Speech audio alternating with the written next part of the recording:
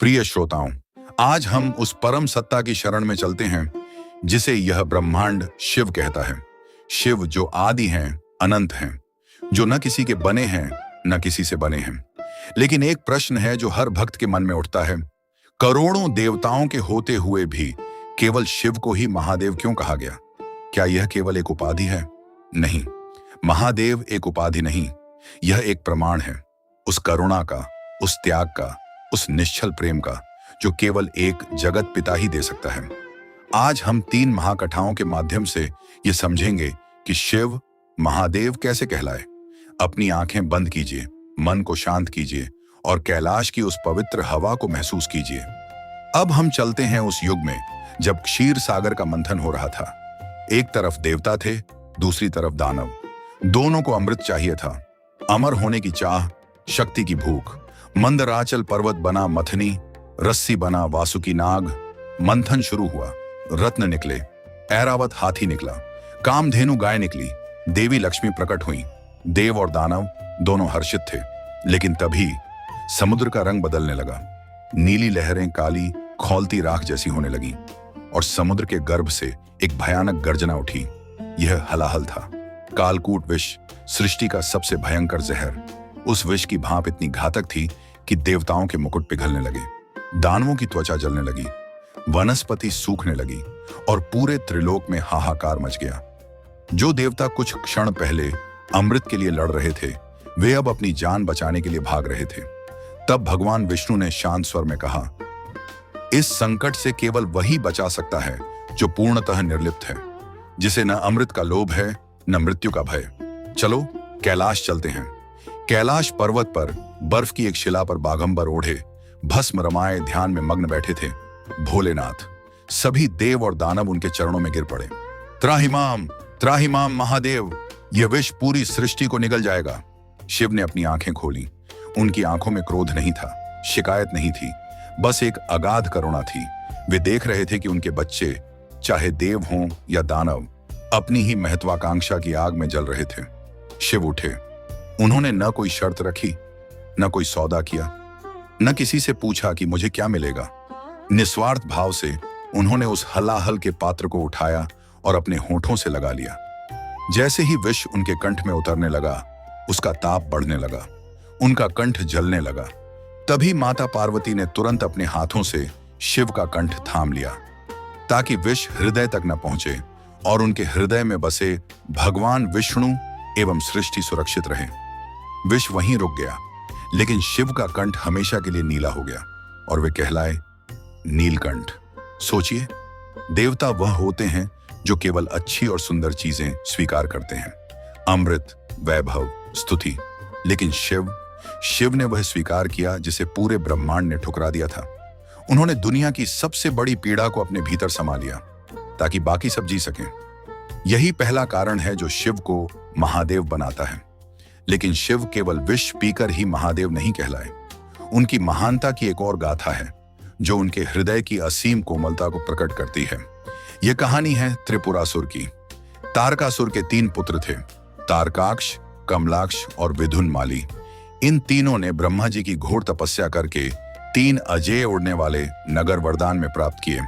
एक सोने का, एक चांदी का, एक लोहे का। ये तीनों नगर अलग अलग दिशाओं में उड़ते रहते थे। वरदान यह था कि इन्हें तभी नष्ट किया जा सकता था जब ये सदियों में एक बार कुछ क्षणों के लिए एक सीधी रेखा में आए और कोई एक ही बाण से तीनों को भेद दे। शक्ति के मद में चूर इन तीनों भाइयों ने तीनों लोकों में तबाही मचा दी, निर्दोषों को सताया, देवताओं को परास्त किया।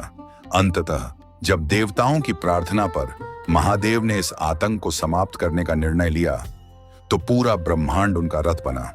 पृथ्वी रथ बनी, सूर्य और चंद्रमा पहिए बने, स्वयं भगवान विष्णु बाण बने। वह घड़ी आई, तीनों उड़ते हुए नगर एक सीधी रेखा में आए। महादेव ने अपना पिनाक धनुष उठाया, प्रत्यंचा खींची और एक अचूक बाण छोड़ा। एक भयंकर विस्फोट हुआ, तीनों नगर जलकर राख होने लगे। देवताओं ने आकाश से जयकार की। लेकिन जरा रुकिए, उस क्षण महादेव के चेहरे पर क्या भाव थे? क्या वे अपनी जीत पर मुस्कुरा रहे थे?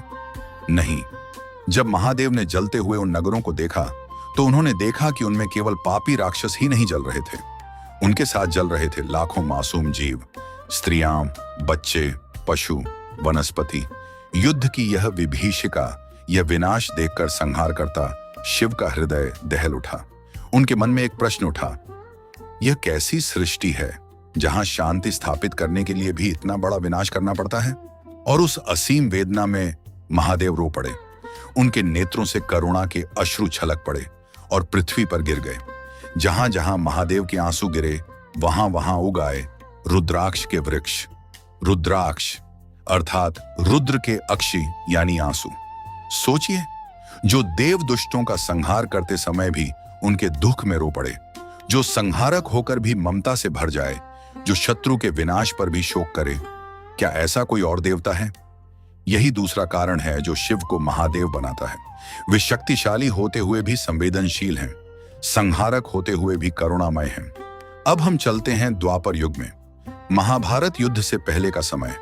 पांचों पांडव वनवास में थे। युद्ध निकट था और अर्जुन को दिव्यास्त्रों की आवश्यकता थी। श्री कृष्ण के आदेश पर अर्जुन हिमालय पहुंचे और महादेव की घोर तपस्या आरंभ की। अर्जुन सर्वश्रेष्ठ धनुर्धर थे। तीनों लोकों में उनकी धनुर्विद्या की प्रशंसा थी और इस बात का एक सूक्ष्म बारीक अहंकार उनके भीतर पनप रहा था। महादेव अपने भक्त को शक्ति देना चाहते थे, पर उस अहंकार के साथ नहीं, क्योंकि अहंकार ही पतन का सबसे बड़ा कारण है। एक दिन जब अर्जुन ध्यान में बैठे थे, एक भयानक राक्षस सूअर का रूप धरकर उन पर झपटा। अर्जुन ने तुरंत अपना गांडीव उठाया और बाण चलाया, लेकिन ठीक उसी क्षण एक और बाण आकर उस सूअर को लगा। अर्जुन ने आंखें खोली। सामने एक किरात खड़ा था, एक साधारण वनवासी शिकारी, साधारण वस्त्र, साधारण धनुष। उसके साथ उसकी पत्नी भी थी। अर्जुन ने क्रोध में कहा, हे वनवासी, तुमने मेरे शिकार पर बाण क्यों चलाया? यह क्षत्रिय धर्म का अपमान है। उस किरात के भेष में स्वयं महादेव छिपे थे। वे मुस्कुराए और बोले, हे अभिमानी क्षत्रिय, बाण मेरा पहले लगा। तुम व्यर्थ ही अपनी श्रेष्ठता का दंभ भर रहे हो। यह सुनकर अर्जुन का क्रोध भड़क उठा। एक साधारण वनवासी उनके गांडीव की क्षमता पर प्रश्न उठा रहा था। अर्जुन बोले, तो फिर युद्ध से फैसला होगा। अर्जुन ने एक के बाद एक दिव्य बाण चलाए, लेकिन वे सब उस किरात के शरीर से टकराकर फूलों की तरह गिरने लगे। अर्जुन हैरान रह गए। उन्होंने गांडीव उठाया, किरात ने खेल ही खेल में उनका धनुष छीन लिया। अर्जुन ने तलवार चलाई, वह भी बेकार। अंत में अर्जुन मल्ल युद्ध पर उतर आए। उन्होंने अपनी पूरी शक्ति झोंक दी, लेकिन उस किरात का शरीर हिमालय की तरह अडिग था। किरात ने सहज भाव से अर्जुन को उठाया और भूमि पर पटक दिया। अर्जुन पूर्णतः थक चुके थे। उनका अहंकार चूर चूर हो चुका था। वे हार मान चुके थे। पराजित अर्जुन ने वहीं मिट्टी से एक छोटा शिवलिंग बनाया, फूलों की माला चढ़ाई और आंखें बंद करके प्रार्थना की।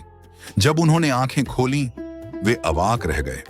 वह फूलों की माला शिवलिंग पर नहीं थी, वह सजी हुई थी सामने खड़े उस किरात के गले में। अर्जुन समझ गए। वे तुरंत उनके चरणों में गिर पड़े। आंखों से अश्रु बह निकले। हे प्रभु, मुझे क्षमा कीजिए। आप ब्रह्मांड के स्वामी होकर मेरे जैसे साधारण मनुष्य के हाथों चोट सहने के लिए एक वनवासी बन गए। यह क्या था प्रभु? शिव अपने दिव्य रूप में प्रकट हुए। उनकी जटाओं से गंगा बह रही थी। तीसरा नेत्र दमक रहा था। उन्होंने अर्जुन को उठाकर अपने सीने से लगा लिया और बोले, अर्जुन, मैं तुम्हारा शत्रु नहीं था, मैं तुम्हारा गुरु था। मैं तुम्हारा वह अहंकार तोड़ रहा था जो तुम्हें भीतर से खोखला कर रहा था, क्योंकि पाशुपतास्त्र जैसी दिव्य शक्ति उसी को मिल सकती है जिसके भीतर विनम्रता हो। शिव ने प्रसन्न होकर अर्जुन को पाशुपतास्त्र प्रदान किया, वह अस्त्र जो महाभारत युद्ध में निर्णायक सिद्ध हुआ। सोचिए, ब्रह्मांड का कौन सा देवता अपने ही भक्त के हाथों बाण खाने और कुश्ती लड़ने के लिए एक तुच्छ वनवासी का भेष बनाएगा? जो ऊंचे सिंहासन पर बैठकर केवल स्तुति सुनता हो, वह देवता है। लेकिन जो भक्त का कल्याण करने के लिए नीचे आकर चोट भी सह ले, वही महादेव है। मेरे प्रिय श्रोताओं, आज की इन 3 महाकथाओं का सार यही है। पहला, जब जीवन में कड़वाहट का विष मिले तो उसे समाज पर मत उगलिए। शिव की तरह उसे कंठ में रोक लीजिए और दुनिया को केवल प्रेम दीजिए। दूसरा, जब किसी दूसरे को दुख में देखें तो अपने दिल को इतना कठोर मत बनाइए कि उसकी तड़प महसूस ना हो। शिव की तरह अपनी आंखों में थोड़ी करुणा, थोड़े आंसू जिंदा रखिए। तीसरा, जब जीवन में सफलता मिले तो अर्जुन की तरह अहंकार मत पालिए। याद रखिए कि ऊपर कोई और बैठा है जो जब चाहे किरात बनकर आपके अहंकार को धूल में मिला सकता है। जो व्यक्ति दूसरों के दिए दर्द को पीकर भी क्षमा और प्रेम दे, दूसरों के दुख में रो सके और सफलता में भी विनम्र रहे, उस व्यक्ति के भीतर स्वयं महादेव जागृत होते हैं। चलिए आज इस पावन कथा के साथ अपने मन के सारे विकारों को, सारे अहंकार को, सारे दुखों को महादेव के चरणों में सौंप देते हैं। वे भोले हैं, औघड़दानी हैं। वे आपके आंसुओं को रुद्राक्ष बनाकर आपके जीवन को महका देंगे। मन में कहिए, दिल से महसूस कीजिए, AUM नमः शिवाय, हर हर महादेव।